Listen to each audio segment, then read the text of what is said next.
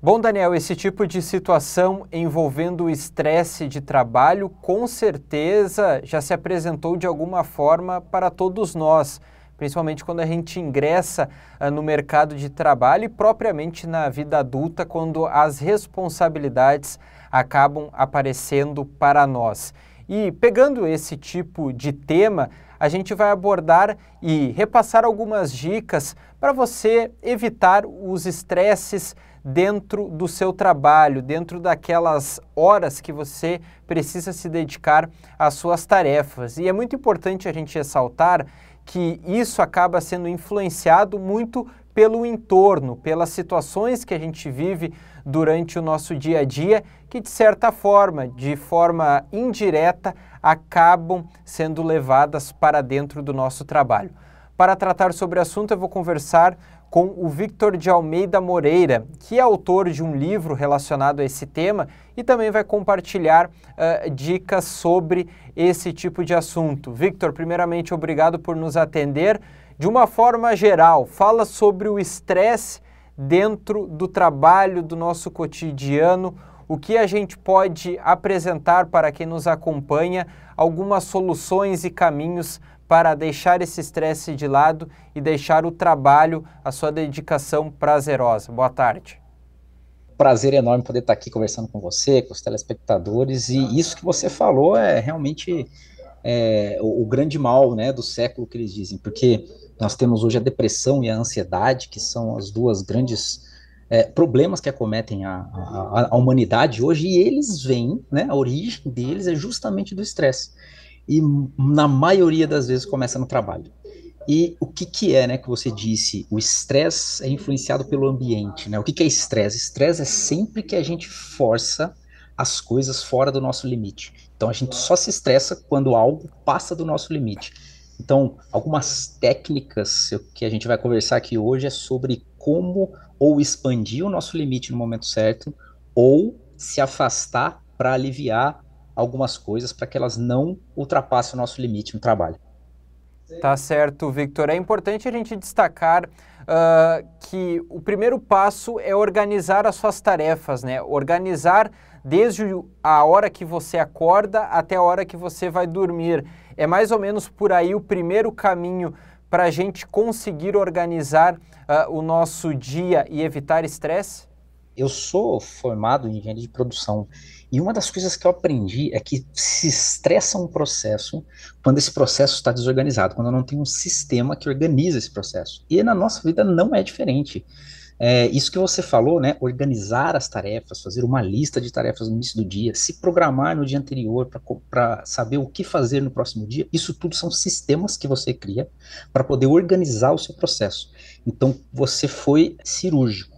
Quanto mais eu organizar a minha vida, quanto mais eu listar as minhas tarefas, quanto mais eu tiver uma agenda organizada, estruturada, menos estresse eu vou ter, porque eu vou saber priorizar, eu vou saber por que me entregar.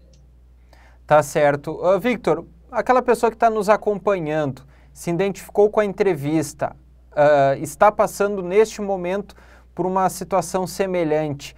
Qual o primeiro passo, de certa forma, para conseguir, de fato, se reorganizar, organizar as suas tarefas, baixar a poeira, digamos assim, e, de fato, conseguir investir no seu bem-estar, claro, estando bem dentro do seu trabalho? A gente sabe que tem várias situações que acontecem no nosso dia a dia. Eu cito uma coisa muito simples, que até a gente estava conversando antes mesmo da entrevista, que é a relação de você chegar até o seu trabalho. O próprio trânsito, por exemplo, numa cidade um pouco maior, acaba já causando um estresse, essa pessoa já chegando de uma certa forma debilitada no seu trabalho. Uma pessoa que se encontra nessa situação, como conseguir baixar essa poeira e aí sim conseguir organizar o seu dia?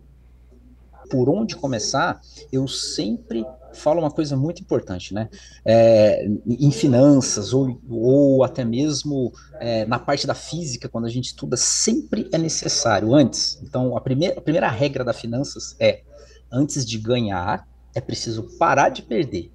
Então, saber o que evitar, né? Definir algumas tarefas que eu sei que eu consigo parar, que está mais no meu dia a dia, já é um ótimo início. Então, eu preciso parar de fazer algumas coisas E isso eu preciso identificar. O que que eu posso eliminar da minha agenda?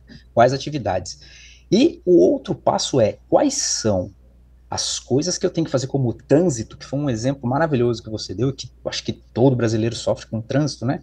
Que é, quais são as atividades onde cabem outras atividades? Ou seja, se eu tenho que pegar um trânsito de 1 hora, ao longo desse trajeto, eu consigo, por exemplo, ouvir uma aula de inglês que eu preciso ouvir.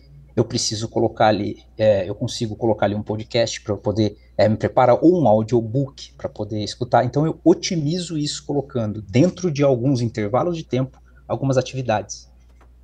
É aproveitar o tempo de uma certa forma. E também é importante, Victor, a gente estabelecer alguns limites, né? Pausas regulares em relação ao nosso dia a dia, até mesmo para não se tornar o trabalho algo estressante. Por exemplo, no meu caso, eu trabalho na frente de um computador, obviamente eu separo 2, 3 minutos para dar uma conversada, para tomar uma água, até mesmo para conseguir relaxar a mente e a gente não ficar sobrecarregado com as nossas tarefas. Isso que você está falando, inclusive, né, vai para acontecer agora nos próximos meses, a organização lá de 4 dias por semana, né, no inglês, ela está vindo para o Brasil agora, que é uma organização global, para poder fazer um teste em algumas empresas, que tem tudo a ver com o que você está falando de pausas, né, sobre a semana de 4 dias de trabalho. Qual que é a ideia, né, desse projeto?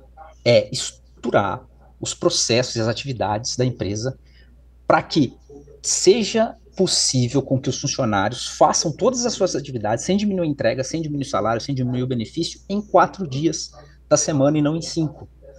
Isso é possível com um plano, com uma estrutura e fazendo, inclusive, dentro do plano dele, se você for dar uma olhada na metodologia, uma das coisas mais importantes são as pausas regulares. Então, é o que eles chamam de descanso proativo. A empresa, ela estrutura as coisas para que ocorram pausas, porque esses descansos, eles são extremamente importantes. Eu sempre digo, né, que o descanso, ele faz parte do avanço.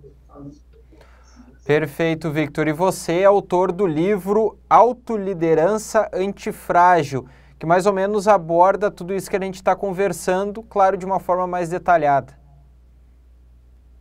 Exatamente. O livro Autoliderança Antifrágil, ele tem a ideia de tratar a nossa própria vida, cada um de nós, né, como um projeto.